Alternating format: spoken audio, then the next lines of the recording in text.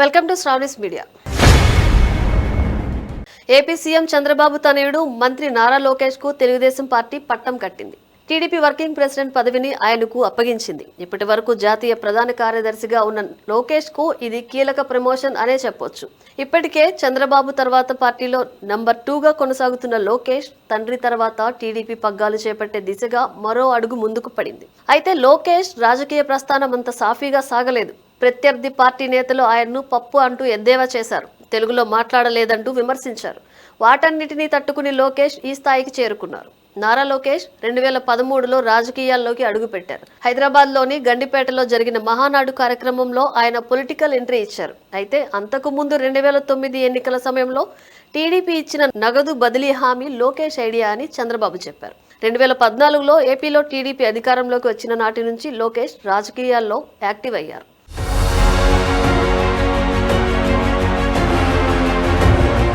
2017లో శాసన మండలికి ఎన్నికైన లోకేష్ మంత్రి పదవిని చేపట్టారు.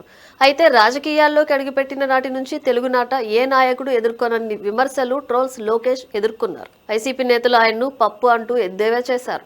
లోకేష్ తెలుగు ప్రసంగాల్లో తడబడేవారు. కొన్ని పదాల ఉచ్చారణ సరిగా ఉండేది కాదు. దీంతో తెలుగు సరిగా మాట్లాడలేదంటూ హేళన చేశారు.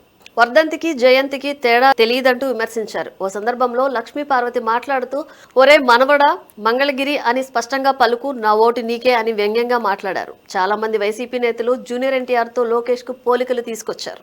2019 ఎన్నికల ద్వారా ప్రత్యక్ష రాజకీయాల్లోకి అడుగుపెట్టిన నారా లోకేష్ రాజధాని అమరావతి పరిధిలోని మంగళగిరి అసెంబ్లీ స్థానం నుంచి పోటీ చేసి ఓడిపోయారు. ఈ ఓటమితో ముందు ఎమ్మెల్యేగా గెలు, ఆ తర్వాత పదవుల సంగతి చూడొచ్చంటూ హేళనగా మాట్లాడారు.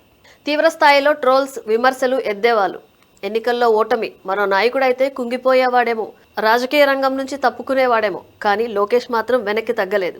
ప్రత్యర్థుల విమర్శలను తన ఎదుగుదల సోపానాలుగా మలుచుకున్నాడు. తనలోని ఒక్కో లోపాన్ని సరిచేసుకుంటూ ప్రత్యర్థుల విమర్శలకు మాటలతో కాకుండా చేతలతోనే సమాధానమిచ్చారు. ఈ క్రమంలోనే తన ఫిట్నెస్ పైన పూర్తిగా శ్రద్ధ పెట్టారు. తనను ఓడించినా సరే మంగళగిరి ప్రజలకు నిత్యం అండగా ఉంటూ తన సొంత నిధులు ఖర్చు చేసి వారికి దగ్గరయ్యారు.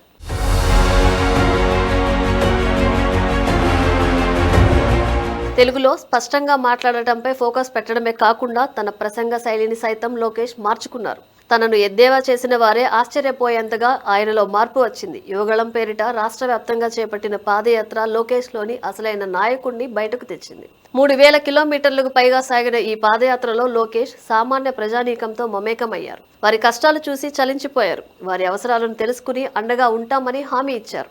జగన్ పాలనలోని లోపాలను ఎత్తి చూపుతూ ప్రజలను ఆలోచింపజేశారు. అప్పటి వరకు ఏసీ గదుల్లో ఉండి పనిచేస్తాడనే సాఫ్ట్ ఇమేజ్ ఉన్న లోకేష్ యువగళం తర్వాత ప్రజల మనిషి అయ్యారు. పాదయాత్ర సమయంలోనే రెడ్ బుక్ కాన్సెప్ట్ తీసుకొచ్చిన లోకేష్ టీడీపీ కార్యకర్తలను ఉద్దేశపూర్వకంగా ఇబ్బంది పెట్టిన అధికారులు, పోలీసుల పేర్లను అందులో రాసుకున్నారు. తాము అధికారంలోకి వచ్చిన తర్వాత చట్టాన్ని అతిక్రమించిన వారిపై విచారణ జరిపి రెడ్ బుక్ ఆధారంగా చర్యలు తీసుకుంటామని హెచ్చరించారు. దీంతో కార్యకర్తలు ధైర్యంగా బయటకు వచ్చారు. 2023 సెప్టెంబర్లో చంద్రబాబు నాయుడు అరెస్టు అయినప్పుడు లోకేష్ వ్యవహరించిన తీరు పార్టీ శ్రేణుల్లో ఆయన పట్ల నమ్మకాన్ని మరింత పెంచింది. ఢిల్లీ స్థాయిలో లాబియింగ్ చేయడం, నేషనల్ మీడియా చర్చల్లో పాల్గొనడం, తన తండ్రిపై నమోదైన కేసుల్లోని లోపాలను ఎత్తి చూపడం ద్వారా జాతీయ స్థాయిలో కూడా తాను ప్రభావం చూపగలనని చాటారు. క్లిష్ట సమయంలో పార్టీని ముందుండి నడిపించి టీడీపీలో నంబర్ 2 స్థానం తనదేనని చెప్పకనే చెప్పారు.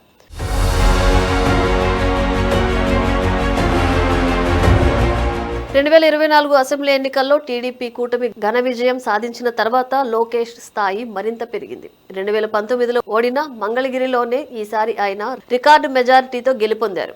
ఐటీ, విద్యాశాఖ మంత్రి లోకేష్ తీసుకుంటున్న నిర్ణయాలు ఆయన పరిణితికి అద్దం పడుతున్నాయి. ఏపీకి పెట్టుబడులు తీసుకురావడంలో లోకేష్ కీలకంగా వ్యవహరిస్తున్నారు. కూటమి ఏర్పాటులో కీలకంగా వ్యవహరించిన పవన్ కళ్యాణ్ ను పవన్ అన్న అని ఆప్యాయంగా సంబోధిస్తూ జన సైనికుల మనసులో స్థానం సంపాదించారు. పరిశ్రమల యాజమాన్యాలతో చర్చిస్తూ ఎవరు ఊహించిన రాయితీలను ప్రకటిస్తూ గూగుల్ డేటా సెంటర్ లాంటి వాటిని రాష్ట్రానికి రప్పించడంలో లోకేష్ కీలక పాత్ర పోషిస్తున్నారు. ఏ చిన్న అవకాశం వచ్చినా సరే దాన్ని రాష్ట్రం కోసం వాడుకోవడానికి లోకేష్ పరితపిస్తున్నారు. తండ్రికి తగ్గ తనయుడు అని నిరూపించుకున్న లోకేష్ టీడీపీలో తిరుగులేని నేతగా ఎదిగారు. ఒకప్పుడు తనను విమర్శించిన వారే ఆశ్చర్యపోయేంతగా లోకేష్ ఎదిగి చూపించారు. తెలుగు యువతకు ఆదర్శంగా నిలుస్తున్నారు.